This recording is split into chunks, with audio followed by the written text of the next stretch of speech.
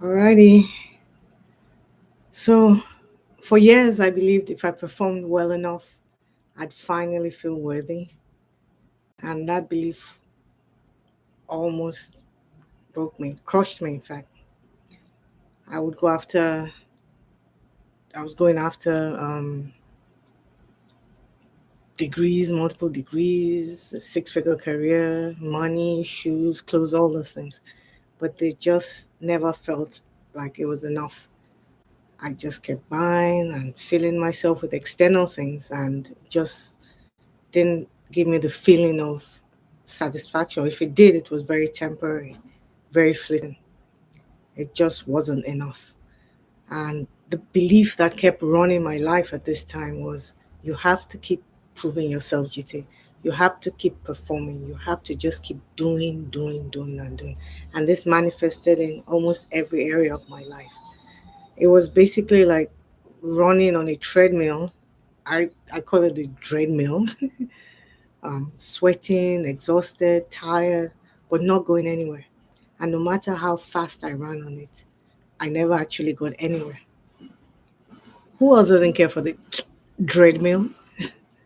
Anyways, that's how it felt. Just on, running, low incline, high incline, 5.6, 8.0, sweat, water, wipe your sweat, still in the same place. The more I performed, the emptier I actually felt. And then one day, I remember I realized that it wasn't fear of failure or fear of not succeeding or fear of not having ever getting that six-figure job or career or having enough fashionable clothes or shoes or purses to wear. That was the problem. It was the belief behind what I was doing that was actually the problem. And what finally led to my old faulty belief being changed was the realization that I did not have to perform to be worthy, to feel worthy. Because ultimately, the things that we do are in pursuit of the feelings that the things we do bring us or get us. And I was operating from a do, have, and be mindset, which some of us may be familiar with, where if I did enough, performed, achieved, worked hard, earned degrees, I would have clothes, shoes, money, whatever, right? And then I would be this person who felt worthy. And that, my friend, is the recipe for being on the treadmill and going nowhere. I'm working so hard. So it was the belief that was underlying the things that I was doing that was faulty, that thinking. And once I realized that I didn't have to perform to be worthy, I also came to the realization that worth isn't tied to output or whatever it is that I'm getting on the back end, right? So the more money you have doesn't mean you feel worthy. The more shoes, the more clothes, the more titles, the more houses, homes, does not mean that you feel more worthy. If that were the case, some of the most insecure people I know are some of the most wealthiest people. Some of the most handsome people are some of the most non-confident folks. Think about it. So worthiness is not tied to output or accomplishments or the feeling of worthiness or external things that you have. Worthiness, feeling of worthiness is actually an internal thing.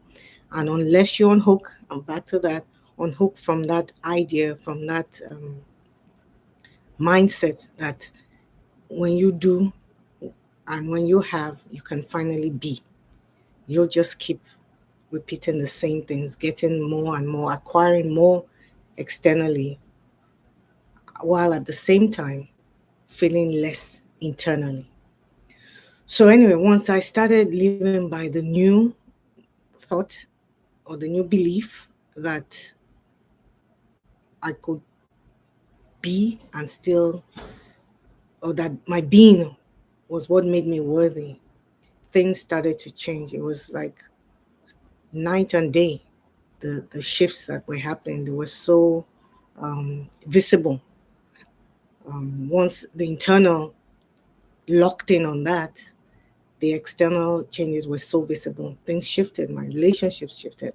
I had more enriching relationships, and those that weren't supposed to be there just fell apart. Even my fitness was up leveled. I felt such peace, ease. It was like basically recreating a new life. Um, it was finally, let me put it like this, it was like finally stepping off that treadmill, treadmill and realizing that the ground itself is solid enough under my feet and I don't have to keep running so hard. I don't need the inclines. I don't need the speed to feel worthy. And so if you've ever felt like you had to perform just to matter, let me know in the chat, because the beliefs you live by, we all live by, they shape everything. If your belief is, I have to perform to be respected, I have to perform to have friends, I have to please people or say yes to everything that is asked or required of me to feel chosen, to feel like I belong, life will always feel heavy. But if your belief is, I'm worthy just as I am, and I just have to, I get to be who I am and still be loved, still feel like I belong, still feel valued, respected, life opens up limitless possibilities and it just becomes so freeing and so easy to enjoy life. You know, think about how different it feels to walk into a room thinking, I hope they approve of me, or thinking, I wonder who's there, and shifting according to who's there versus I belong here already. It's a big difference. And it really, really changed the way I showed up and still show up, and the way that I work with my clients.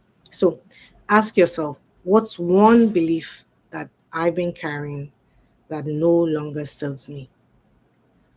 What is one belief that has guided my decisions, my thoughts, my actions, but have not resulted in the outcomes that I want, or have felt heavy, have not allowed me to be who I am, have caused me to be inauthentic to who I am, have not allowed me to be in relationships that feel vibrant and allow me to just be.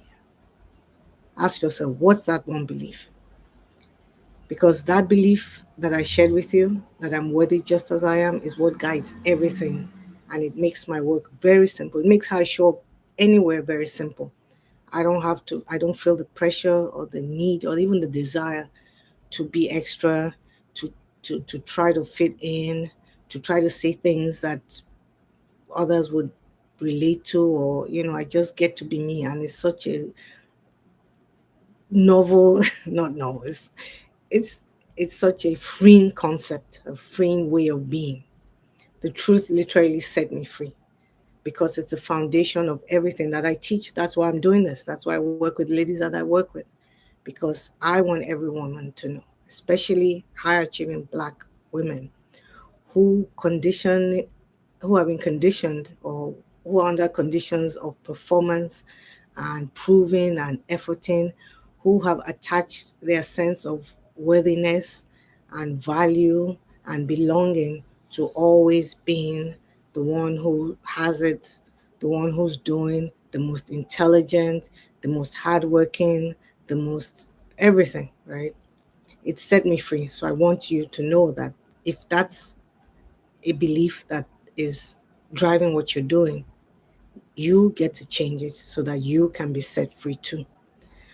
So, if you want to grab the High Achievers Guide for high performing Black women, 3 simple, potent shifts that will help you to start to figure out why, despite all the external successes, why all the grinding, hustling, all the things that you have, you're feeling this sense of emptiness. You're not feeling fulfilled. You don't feel fulfilled. You feel unhappy, and you're looking at your life probably halfway through 50s, late 40s, and wondering, when do I get to enjoy these things internally? When do I get to feel like what I've done is bringing me a sense of purpose, a sense of fulfillment?